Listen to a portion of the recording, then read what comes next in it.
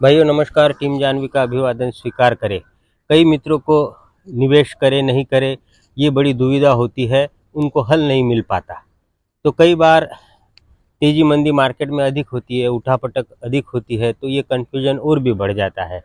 ऐसे समय क्या करें, कई मित्र पूछते हैं, तो जो उन सबको कहता हूँ वो आज मेरे सभी व्यूअर्स को वो घटना, वो बात, वो कहानी शेयर करने जा रहा हूँ। हो सकता है आपको आपके समस्या का, प्रश्न का हल मिल जाए। मेरे ग्रैंडफादर दो भाई थे। दोनों का जो स्वभाव था बहुत भिन्न था। दोनों में स्नेह और प्रेम बहुत था, पहले होता ही था, पर विचारों में और सोच में अंतर था, काफ़ी अंतर था।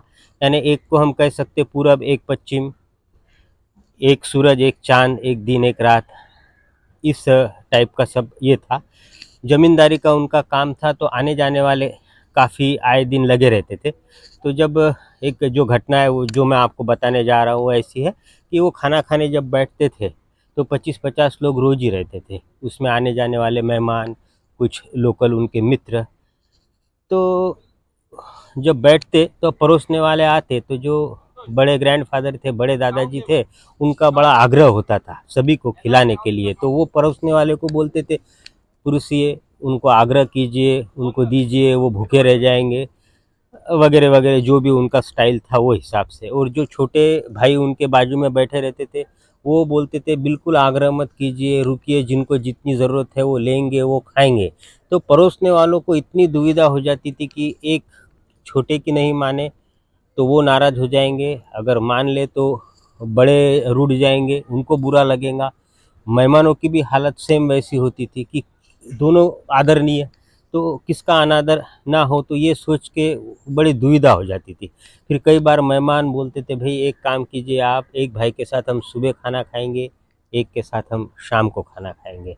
तो ऐसी वो एक, ऐसा समझिए आप कि वो हल तो क्या है, पर वो समय निकल जाता था। पर ऐसे समय में, ऐसे दुविधा के समय में मार्केट में जो काम करते हैं, उनको ऐसे दो भाई, दो विचार सुनने को, देखने को मिलते हैं।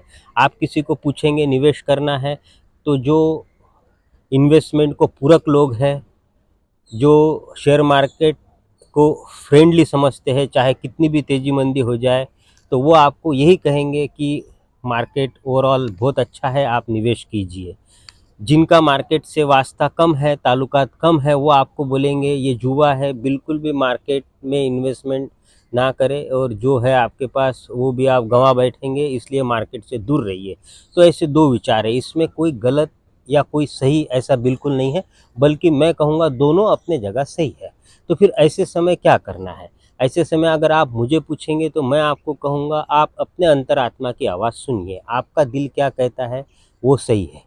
जो आपका दिल अगर कहता है कि निवेश करना चाहिए तो बिल्कुल करना चाहिए। आपको अगर आपका दिल कहता है कि मार्केट से दूर रहने में भलाई है, तो बिल्कुल दूर रहिए। पर जो नए निवेशक हैं वो अगर मेरा सेल्फ पर्सनल ओपिनियन अगर जानना चाहेंगे, तो मैं कहूँगा कि आप गुल्लक है ना, गुल्लक समझिए शेयर मार्केट को। अगर गुल्लक समझ के आप मार्केट में निवेश करेंगे, तो गुल्लक की ख़ासियत है, वो जब भरा होता है तो भी उसमें जो पैसा है आपका सेव होता है, 1 रुपया भी कम नहीं होता है। जब वो टूटता है तो भी उतना ही पैसा उसमें से निकलता है जितना उसमें आपने डाला है, और वो गुल्लक जो है वो आगे चल के कुबेर का खजाना बनता है। तो पहले स्टेप पे अगर कोई मार्केट को कुबेर का खजाना समझ ले, तो सबसे बड़ी गलती वो है। अगर आप गुल्लक समझ के थोड़ा-थोड़ा निवेश करेंगे, तो मुझे नहीं लगता कि आपको कभी चोट आएगी, आपको कभी बुरा अनुभव आएगा। ये मेरा पर्सनल व्यू है, पर्सनल ओपिनियन है, ये मानना ही चाहिए, ज़रूरी नहीं है। फिर कहता हूँ, अपनी अंतरात्मा का आवाज़ सुनिए, जो आपका दिल कहता है वो आप करिए।